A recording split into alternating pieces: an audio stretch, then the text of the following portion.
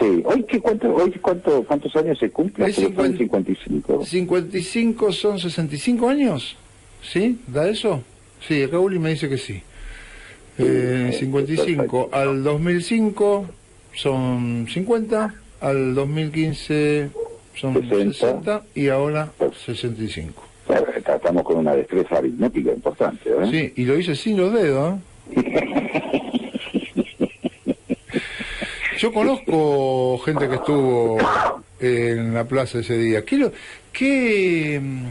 cosa? Vos sabés que yo me enteré de grande el bombardeo de la plaza. O sea, no había escuchado, era como una cosa así que se escuchaba, que había pasado algo, pero viste como que no, nunca, estuvo escondido. Y sí, muchos años, digamos, sobre todo, porque digamos, el bombardeo, Perón no cae con el bombardeo, Perón sigue hasta septiembre, creo, en septiembre se produce el golpe. Bueno, claro, en septiembre. Creo que en septiembre, sí. En septiembre, y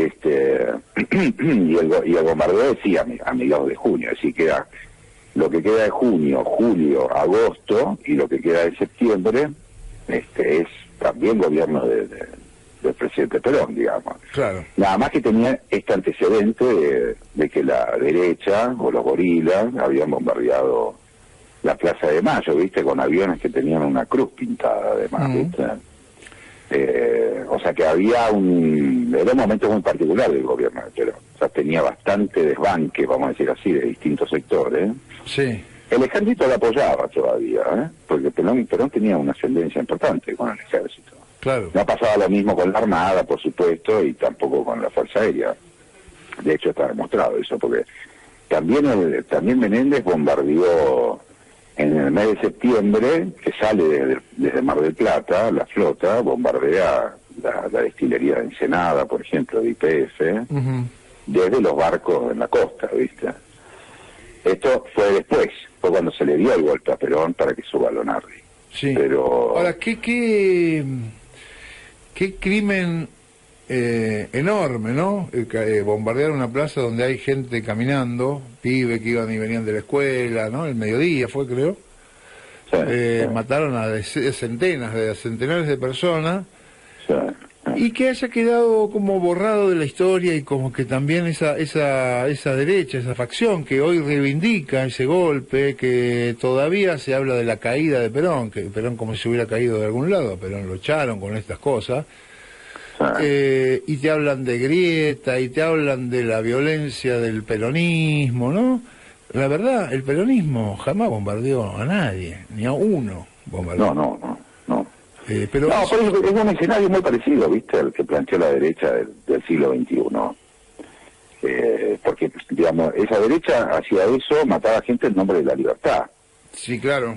Y en nombre de que había un presidente que era un fascista que quería quedarse con la vida de los argentinos y que de ninguna manera se iba a permitir eso en nombre de la libertad.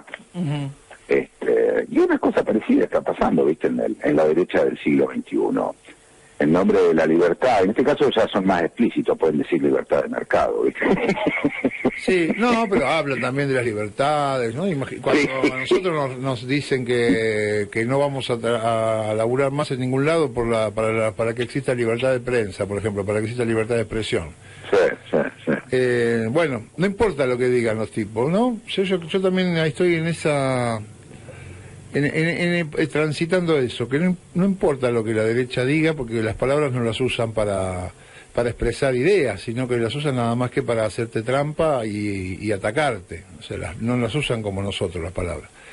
No, son perversos. Claro. O sea, el perverso en el mejor sentido, en el peor sentido de la palabra, es decir, aquel que te habla de libertad mientras te está pegando, digamos, ¿no? Claro. Eso es un perverso. Un perverso es aquel que se desmarca de lo que te está haciendo. Ajá. Es una perversión, es como alguien que se está violando a una nenita y dice que amor, qué sé yo. Bueno, lo que hicieron estos 4 años que lo vimos, ¿no? Hablando de república sin parar y sin parar, y de institucionalidad sin parar, y sin embargo, ahí está, ¿no? Tenían narcotraficantes para perseguir políticos. Sí. Y le pagaban a periodistas y a fiscales para que te metan, y a un juez para que te metan en cana un político, y así. y se robaban las cosas, bueno. Pero, no, volviendo al asunto de este crimen, ¿no? Este crimen que fue el bombardeo, ¿cómo funda también, ¿no? La política moderna, me parece. Y cómo lo funda con un bajo un manto de oscuridad, ¿no? De taparlo, de no hablarlo, de soslayarlo. Pero sobre eso siguen caminando, sobre esa violencia, como decías vos, con los mismos argumentos. Imagínate que proscribieron al peronismo durante 18 años. Claro. O sea, no se podía decir ni siquiera Perón. Sí. Estaba prohibida la palabra Perón durante 18 años. No solamente no dejaban participar de elecciones. O sea, la derecha tiene una tradición en Argentina de una violencia enorme. No así los sectores populares, ¿viste?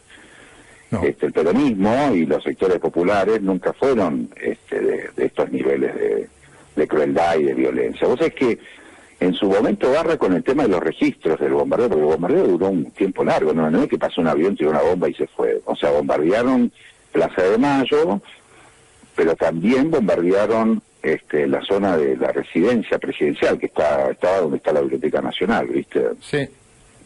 Inclusive uno de los famosos rockets que tiraban, que eran eso, unos torpedos lo que tiraban, no misiles, ¿viste? Sino unos torpedos, es una bomba con forma de torpedo, digamos. Cayó en ¿viste? Lo que se conoce como Barrio Mitre, que está pegado a lo que es el predio de la Biblioteca Nacional, que ahí donde estaba la residencia presidencial, y le tiraron a una casa cheta, digamos, una casa del Barrio Mitre, ¿viste? Por confusión. Que también ahí hubo muertos. Y después la otra cosa que es interesante, que es que esto que vos decís que quedó solapado, quedó olvidado, se encargaron también de hacer desaparecer prácticamente todas las imágenes que había sobre el bombardeo. Claro. Que nosotros siempre vemos lo mismo, que es un registro de una cámara que está en la esquina de Bolívar, con la avenida, ¿cómo se llama? En la esquina esta de la plaza, en esa punta, digamos, de Bolívar y Diagonal Sur.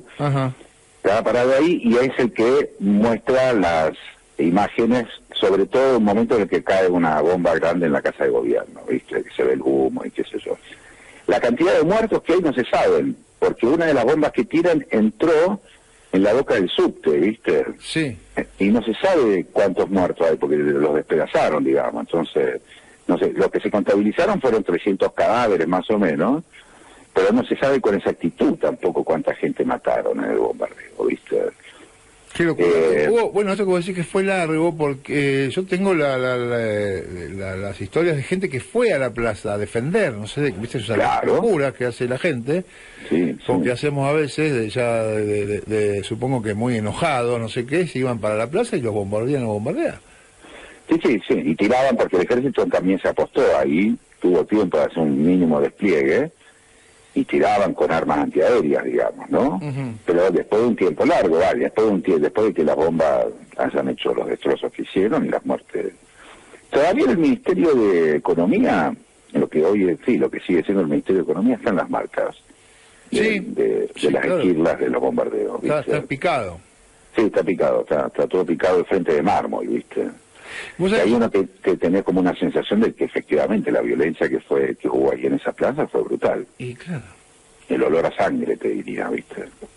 Tengo la historia de un artista muy reconocido, que es Leo Vinci, que es un tipo que estuvo ahí, y vive, o sea que es un hombre grande, 90 años debe tener.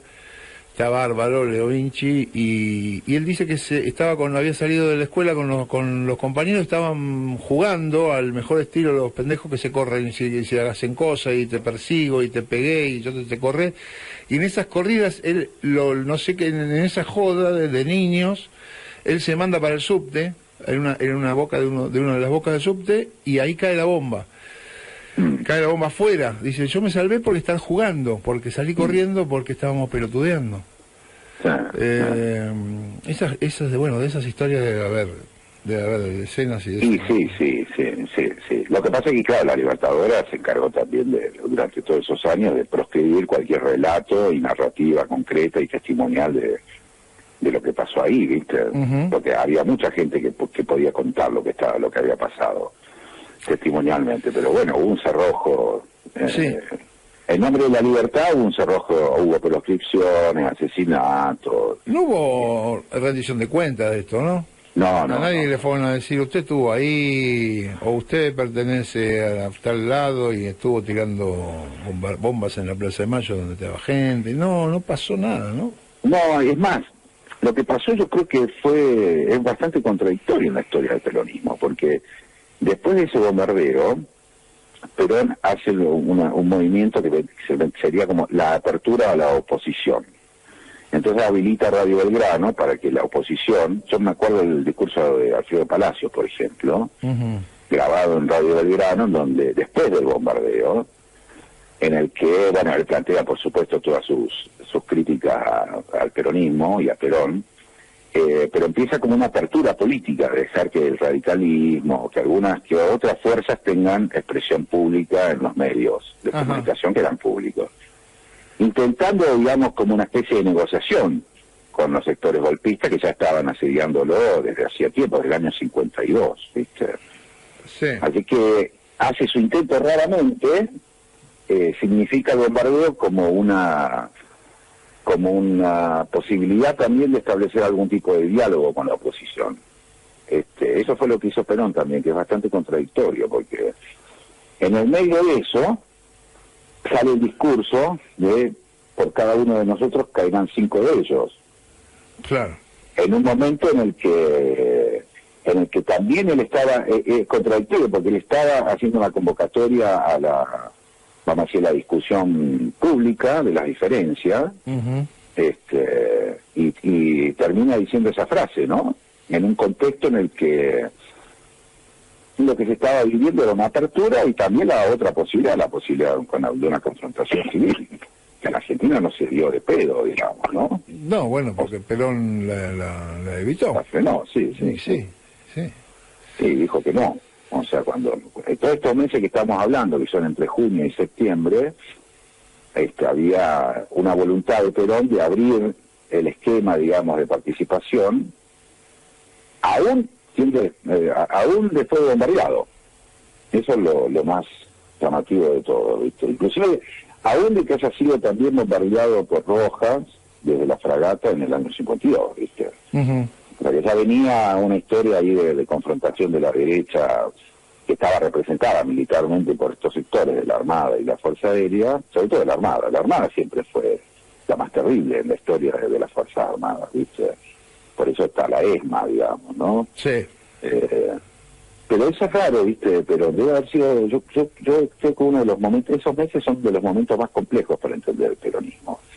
Porque Perón hizo lo que hizo y no hizo otra cosa en un contexto de asedio total como estaba viviendo el gobierno en ese momento. Pero ya estaba la pelea con la iglesia, ya estaba constituida la democracia cristiana, ya había perdido ese soporte, se había muerto Eva, habían tenido desde el año 52 en adelante problemas económicos, se había habilitado los contratos con la California, había una serie de elementos de la política del peronismo que empiezan a modificarse desde el año 52 y que se va generando confrontación y enfrentamiento con toda la oposición. Ahí es cuando lo meten preso a Cipriano Reyes, cuando empieza la persecución a Nicolás Repeto, es decir, cuando hay una serie de acciones, digamos, de parte del gobierno peronista que profundizaba medio en el aire la conflictividad, medio en el aire porque los apoyos que venía teniendo durante los primeros 7 años se le habían ido, ¿viste? Eso fundamentalmente la iglesia, ¿no? Claro, bueno, pues tuvo esos quilombos, ¿no?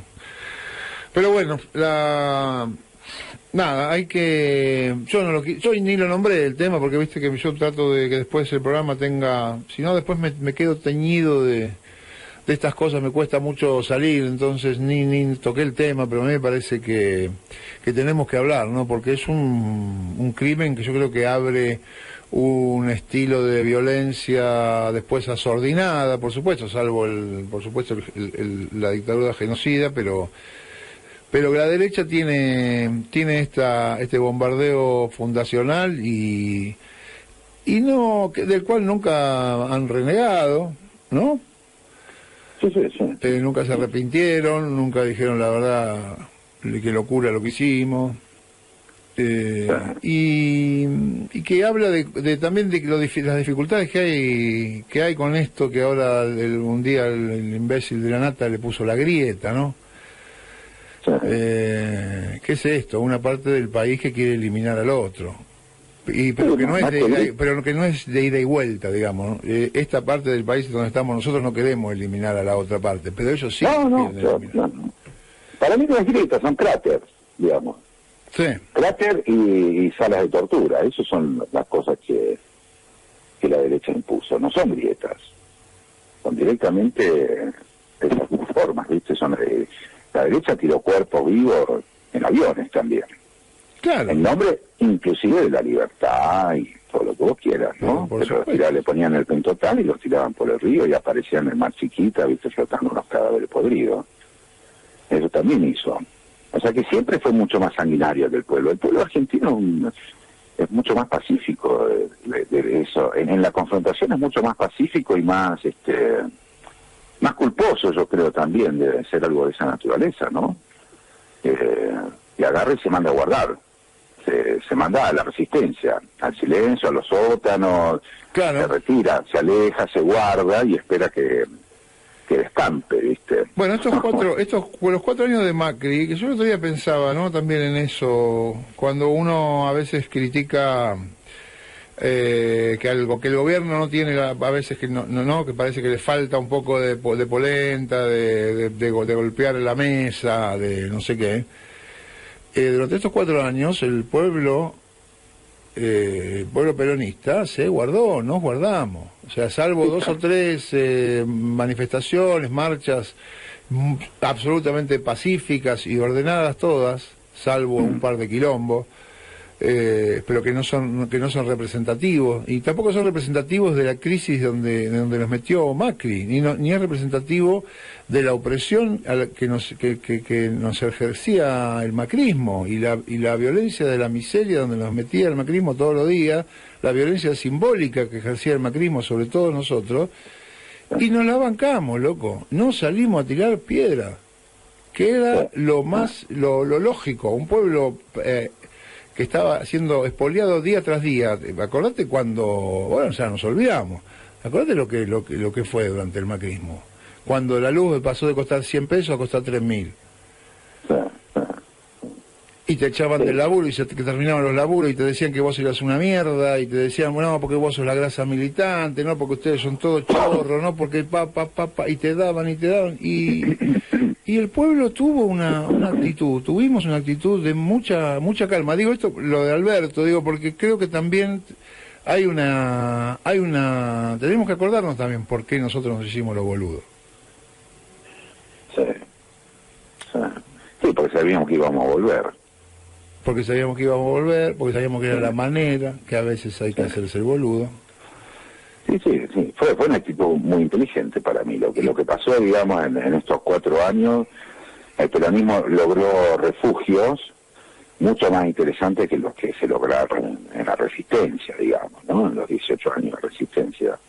Fue mucho más astuta, más allá. Bueno, Cristina es una dirigente muy importante en eso también, que yo creo que lee muy bien la historia del peronismo como para poder tener una incidencia en lo que es el plan del futuro, digamos. Entonces hay que esperar, hay que aguantar, hay que mandarse a guardar en el Instituto Patria, las reuniones, no sé, las conversaciones, las estrategias judiciales para defenderse, todo eso que pasó y que ahora estamos viendo, toda la mierda que han hecho, las cosas de espiar gente, de extorsionar gente, de manejarse con periodistas, etcétera, bueno, todo eso. Sí. Me parece que es eso que vos decís, fue una forma de resistir, nada más que por suerte fueron 4 años, ¿viste? No tuvieron que ser 18. Fueron 4 años en los cuales se vio muy bien, muy con mucha sagacidad, con mucha astucia, ¿no? Sí. La gente la aguantó porque sabía que lo que podía venir era peor. Claro, y porque estaba la policía estaba empoderada y mataba y reprimía de una manera brutal, te pasaba una moto por encima, un viejo, cualquier cosa han hecho. Claro. En ese sentido mostraban los dientes de una manera que atemorizaba mucho. ¿Vos te acordás? Que la marcha, por ejemplo, ay, no me acuerdo exactamente, Barra, pero yo me acuerdo que había una columna enorme sobre el 9 de julio para ir a la Plaza de los Dos Congresos, Ujú. y la gente se fue. Cuando empezó la represión y qué sé yo, se las Sí, tomó, ¿viste? Sí, claro, claro que sí, sí.